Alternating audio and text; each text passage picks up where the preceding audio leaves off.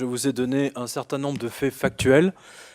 L'idéologie et le romantisme, c'est très gentil, mais je crois qu'à l'épreuve du feu et surtout de la faim, ça risque de se passer très mal dans les banlieues. Voilà. Oui, non, mais ça c'est... Et là... Mais tu verras que les gens qui vont... Désolé. Les premiers qui iront agresser des gens pour les voler ne seront pas les musulmans pratiquants, par définition. Ça sera plutôt les voyous qui fonctionnent comme les bandes ethniques américaines, c'est-à-dire les ultralibéraux. N'oubliez pas qu'un jeune de banlieue en survêtement est d'abord un ultralibéral sur le modèle américain. C'est-à-dire son modèle, c'est la bande ethnique ultralibérale américaine. Le bling-bling, la maille et la meuf. Et que s'il est réellement réislamisé sérieusement et en profondeur, il échappe à ce monde-là. Ce qui veut dire qu'il ne suffit pas qu'un voyou vendeur de shit mette une djellaba. Les dealers déballent, goûtent et détaillent le cannabis pour la vente du lendemain. Goûter direct. Pendant 15 jours pour en faire un bon musulman.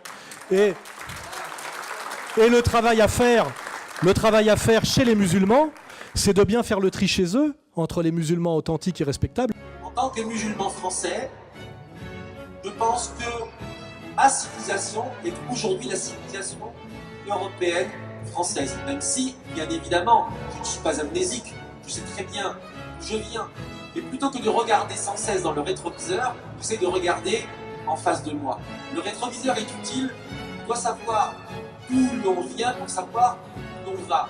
Mais d'où l'on vient n'est pas une destination. D'où l'on vient, c'est un point de départ. Et on regarde le point d'arrivée. Et la France, c'est pas McDonald's. And do a little finessing of the product. Less amount of retouching that we do to something, the less perfect it looks, but actually it looks more appetizing and more convincing. But just enhancing some color, taking out some of the little accents that might happen in preparation, which obviously doesn't show the product in its best possible light. C'est pas McDonald's, et c'est pas le kebab. La France, c'est une tradition culinaire pour parler des arts de la table, c'est important. Et ce que je veux dire par là, quand je prends l'exemple du kebab ou du McDonald's, c'est qu'un jeune, certes, qui a grandi sur une dalle de béton, il n'a jamais vu une bâche. Ta gueule! T'es mal à vache, t'es de ma mère. Et ta gueule avec ta vache, toi! Qui ne connaît pas l'odeur de la forêt le matin. C'est parce que c'est que le soleil qui se lève sur la campagne française. Évidemment, il n'a pas de rapport charnel au pays. Évidemment, il n'a pas ce rapport profond, ce rapport sentimental que l'on a à sa terre. Entre les musulmans authentiques et respectables et les faux musulmans manipulateurs. Et malheureusement, vous savez très bien que les médias pervers nous montrent toujours les faux. Je souhaite vraiment qu'exercer l'islam de France et que la réalité, notre avenir aura un honneur. Que la réalité, notre avenir aura un honneur. Les Chalgoumi,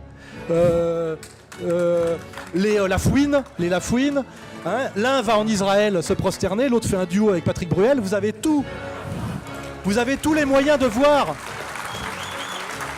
Vous avez tous les moyens de voir par votre culture, et notamment par le travail qu'on fait nous, pour avoir les tests de qui est un bon musulman et qui ne l'est pas. Et moi je dis, je n'ai aucun problème avec les bons musulmans. J'ai un problème avec les escrocs. Toi tu es quoi toi, hein? Toi qu'est-ce que tu es toi? À l'islam, les types qui pratiquent le meurtre entre musulmans pendant la période du Ramadan. C'est ce qui s'est passé systématiquement en Libye et en Syrie. Un bon musulman ne tue pas un autre musulman pendant le Ramadan, il me semble. Et on sait très bien ce que sont les bandes actuellement armées contre Assad. En faire un conflit de musulmans contre musulmans est une absurdité d'abord parce que ce sont que des musulmans. Et en plus, on se dit finalement, les plus mauvais musulmans sans doute en ce moment en Syrie sont ces bandes d'égorgeurs estampillés Al-Qaïda dont on voit très bien qui les paye et qui les aide. Quand Bernard-Henri Lévy vous dit tout ça, faites-moi confiance, c'est bon pour Israël. Je pense que c'est bon pour Israël. Et qu'il est derrière et qu'il applaudit et qu'il est... vous avez les réponses. C'est-à-dire, moi, quand je veux savoir ce qu'il faut penser d'un sujet que j'ai pas le temps de me renseigner, je regarde ce qu'a dit Bernard-Henri Lévy. Et je sais qu'il faut penser le contraire. C'est vrai, non? Voilà.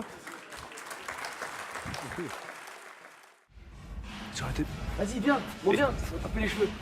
Attends, j'ai vu la vache là, elle était là, putain, la même. Mais c'est toi la vache! C'était ma mère, elle était là la vache, putain, je te... Arrête, tu me crois pas, je te jure, je viens de la voir là! Ta gueule!